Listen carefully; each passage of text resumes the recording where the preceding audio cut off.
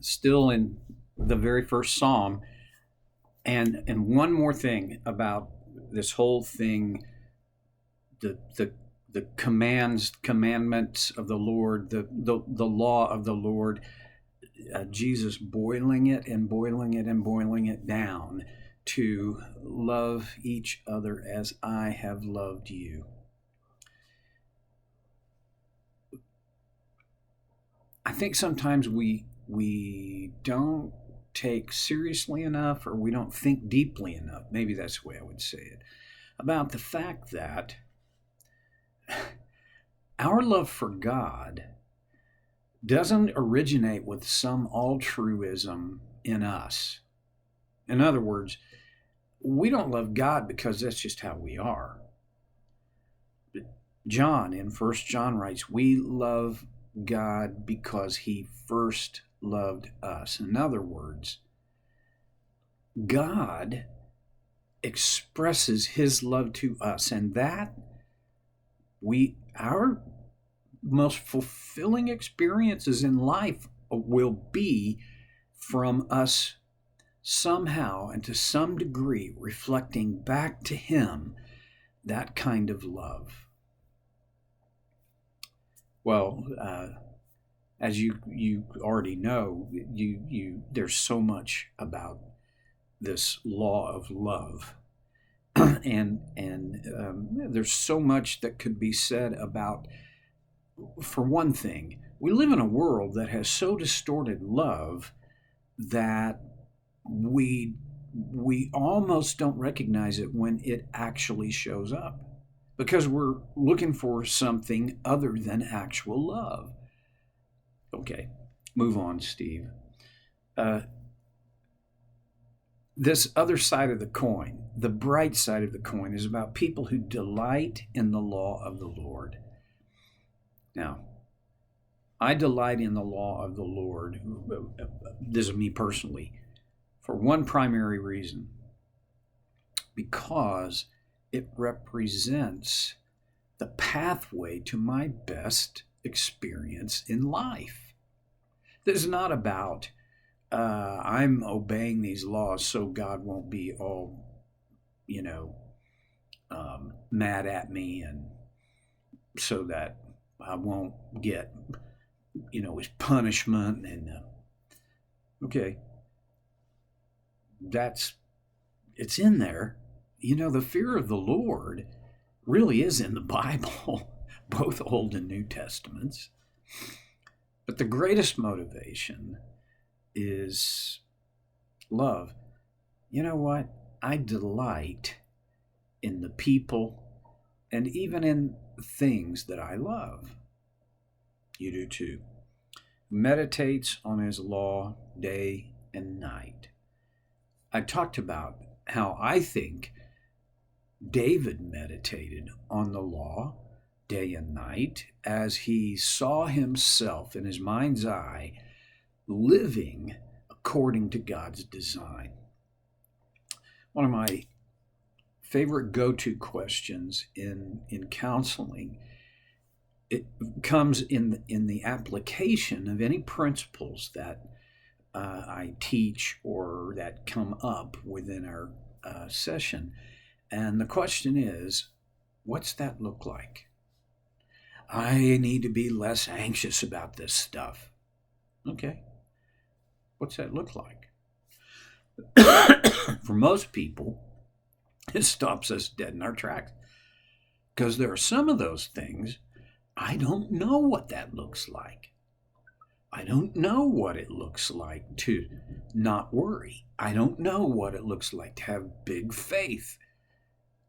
I mean, I see others who seem to be doing that and experience, but for me, I don't know what that looks like. That's why this meditating on God's law day and night is so important and can be so powerful, is because it taps into the part of us that God made so that we could move closer all the time to his design and his desires for us. Okay. Ready for verse 3? Holy smokes. Oh, wait. One more thing. Does that literally mean day and night? Or is the psalmist saying, if I'm awake, my mind is turning over the law of the Lord and what I would look like as I fulfill it, as I live according to God's design. One of my goals is that my mind, instead of my mind being caught up on daily worries and honestly, trivia, I want my mind to be captured in such a way that if I'm awake, my thoughts are not very far from thinking about God. Yeah, I don't see that happening very soon. It sure hasn't happened quickly, but I still think that's a legitimate objective. Okay, verse 3. This person on the bright side of the coin, verse 3, that person is like a tree planted by streams of water. As we drove across I-40 west to get out here to Las Vegas from Oklahoma City, Edmond, you get out to western Oklahoma and the Texas Panhandle and New Mexico, and there just aren't very many trees. But wherever there was a stand of trees, or two or three, let alone a stand, you could be sure there was a water source there. There are a couple of rivers and a few streams and dozens of washes. But if there's no water, trees don't grow.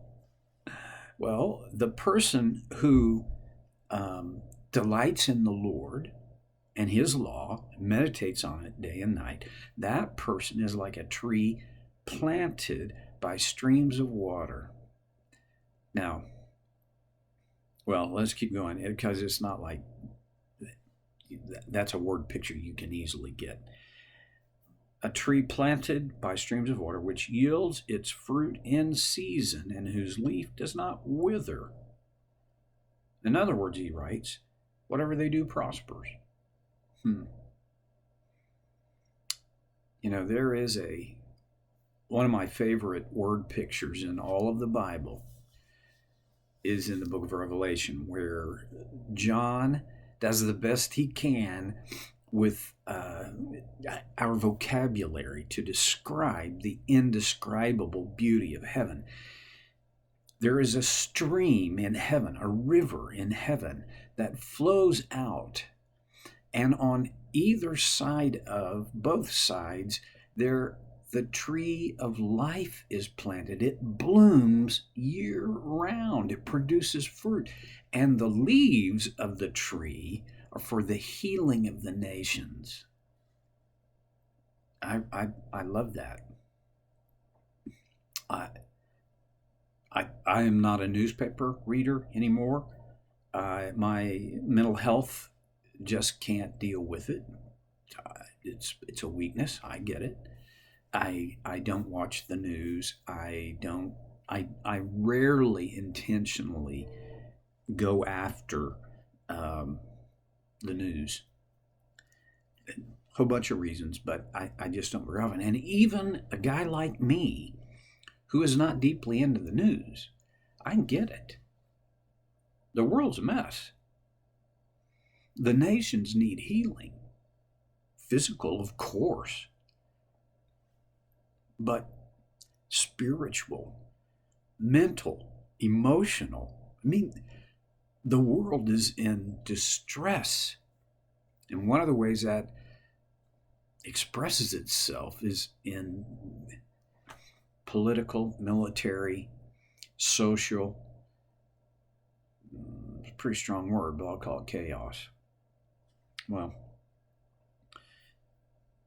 here the psalmist says, the person who delights in the Lord and in his law, who meditates on it, is like a tree planted by streams of water, which yields its fruit in season, and whose leaf does not wither. Whatever they do prospers. There's one phrase there that's worth looking at a little closer. It's which yields its fruit in season. Your life is a series of seasons, right? I don't know if I'm in the winter season quite yet, but I do know if I'm not in winter, I'm in late fall, right?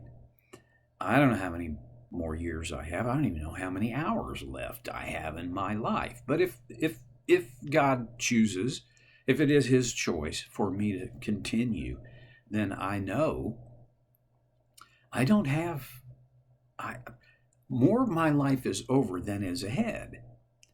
So there are seasons. Now, within the seasons of our lives, of my life, there are a variety of maybe sub-seasons. I don't know what to call them. But I don't know if anybody else has this struggle, but I do. I struggle with wanting my life and my work to count, to matter. That is probably a very good thing. Here's the dark side of that, the shadow side. And I want to be noticed for it. That, well, I'm sorry, but that's just, I'm still that weak. Now, there are seasons of prosperity in our lives, and there are seasons of scarcity in our lives. And then there are seasons where it's neither scarce nor prosperous, but kind of just normal. When I'm having a season of scarcity, I can get discouraged really easy. Remember when you were young, as a young adult, maybe the first few years of marriage is the way it was for Debbie and I. Boy, we just never had anything extra, and so if something broke, if the car broke down, if oh my gosh, it was all scarcity, right? And for me, when I'm in a financially scarce season, I get very anxious. But here's the thing. Even here in the desert, it's not just one season. The seasons change. Now, some seasons are longer than others, and we would be most happy, I think, for most of us, if the season of prosperity was extended and lengthened. But seasons change. Wasn't it good of God to create the earth in such a way that there is this changing of season to remind us that our lives are seasonal as well? His goodness never goes away, but the circumstances in our lives into which he pours his goodness are changing. They're very seasonal. And there are seasons when our life yields fruit, and there are seasons where it's dormant. Being dormant by intention, not a good idea. But being angry because you're not producing fruit, yielding fruit all the time, that's not a good idea either. No. Time's up.